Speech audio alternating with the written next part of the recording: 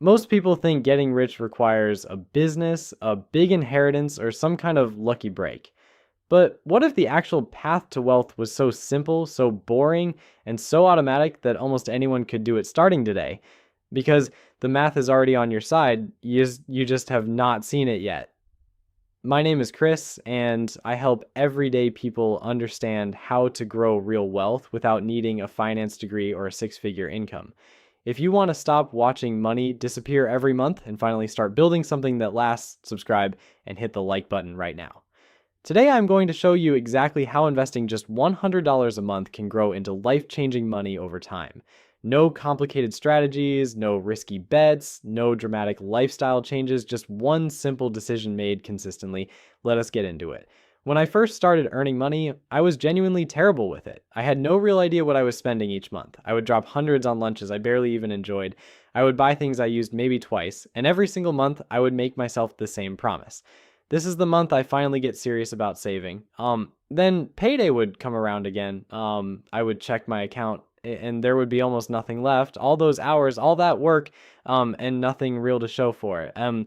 But the thing that actually changed everything for me was not a book or a money tip I stumbled across online. It was watching a colleague lose his job. One day he was sitting right next to me at work. The next day he was gone. No warning, nothing. And I remember sitting there thinking, that could so easily be me. I had been treating my paycheck like it was guaranteed, like it would always show up. And in that moment, something clicked. It was not guaranteed at all.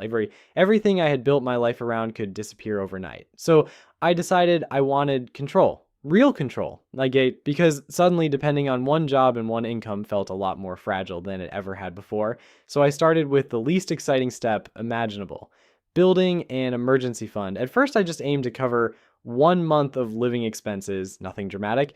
But once I hit that number, something shifted. It felt good. So I kept going. 1 month became 3 months, 3 months became 6 months. And that small financial cushion quietly changed how I approached everything. Here is why this step matters more than people realize. If you start investing without any safety net and something goes wrong, you will be forced to pull money straight back out of your investments just to pay your bills. And that is exactly how people undo years of progress in one bad month. The emergency fund is not the boring step you skip. It is what makes everything else actually stick. Then I started investing, and the part that genuinely surprised me was how little effort it actually requires once you start. You do not need to watch stock charts all day. You do not need to follow the news every morning. You simply put a set amount in every single month, leave it completely alone for 20 or 30 years, and let the math work for you in the background. That is the whole secret. Pure math. Now, you might be thinking you have already missed the boat. Maybe you believe investing is only for people who already have a lot of money, or maybe you are waiting for inflation to cool down, interest rates to drop, or the market to crash before you finally get in. And look, technically the best time to start was 10 or 20 years ago, but the second best time is right now, today, in 2026. And I am not going to ask you to just take my word for it.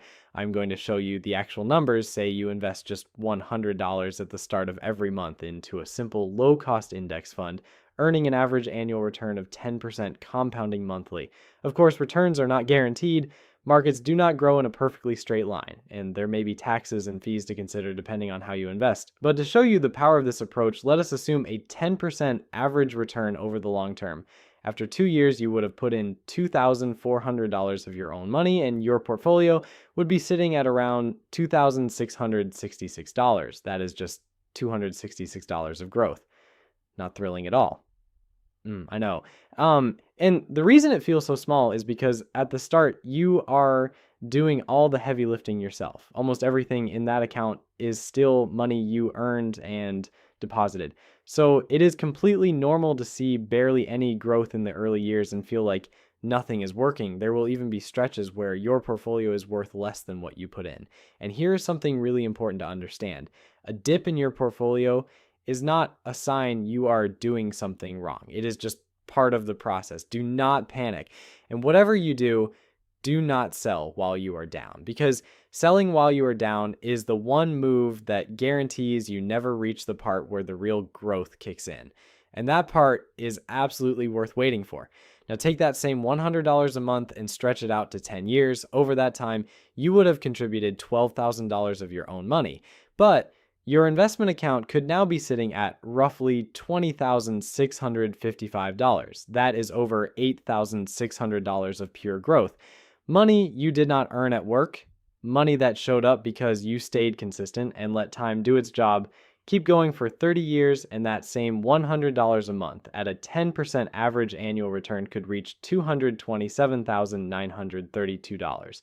After 40 years, it could grow to over $637,000. Now, you might be thinking $637,000 does not sound that impressive, especially once you factor in what inflation does over 40 years. Food, rent, fuel, all of it goes up over time. And you're right to think about that. But here's what really matters. First, you would have only personally contributed $48,000 of your own money over those 40 years. The rest is growth that came from simply choosing to invest and staying the course. Second, as your income grows over the years, you increase your monthly contributions alongside it, and that is where things get really interesting. Picture this, you invest $100 a month through your 20s. Then in your 30s, after a few raises and promotions, you increase that to $300 a month. Assuming the same 10% average annual return, you would be entering your 40s with over $117,000. That is $56,655 of your own contributions and $61,224 of investment growth sitting in your account. Then in your 40s, you push that up to $600 a month.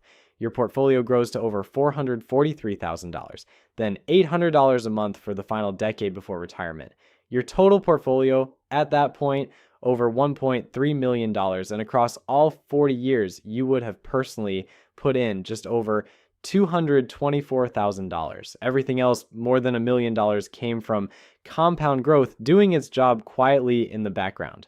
Compound growth means the returns you earn start earning returns of their own. And over long enough periods of time, it becomes one of the most powerful forces in personal finance.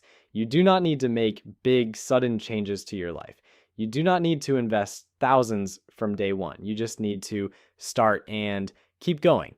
Most people massively overestimate how much money they need to begin. The only real ingredient this strategy requires is time. And time is the one thing you cannot buy back once it is gone.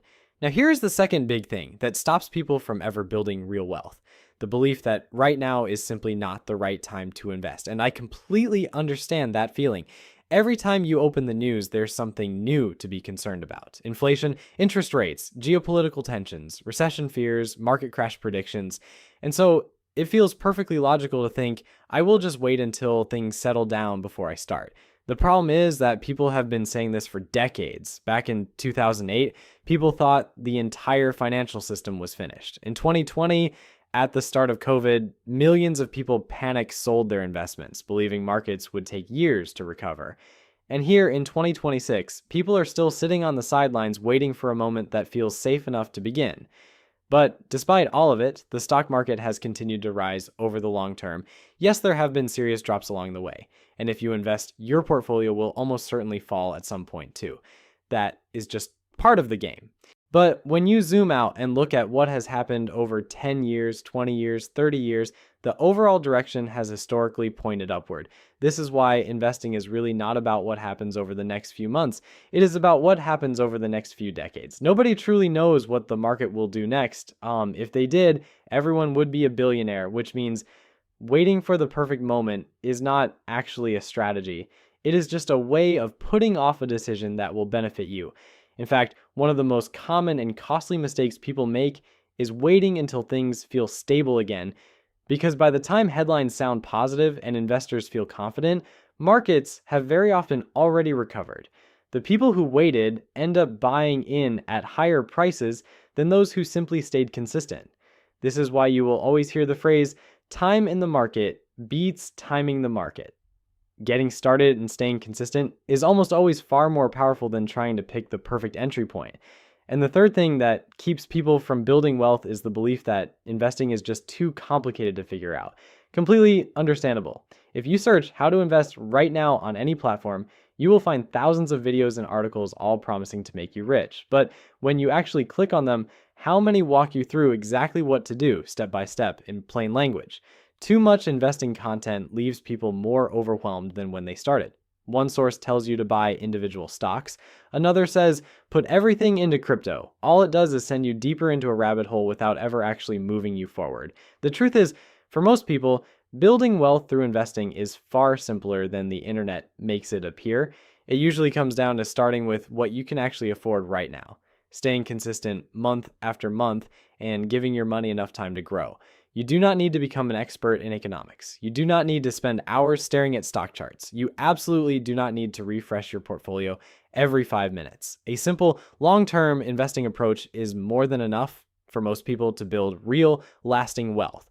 The hard part is not the investing itself. It is getting out of your own way and actually starting. So here is where I want to leave you today. You do not need a windfall. You do not need a perfect moment. You do not need to be an expert.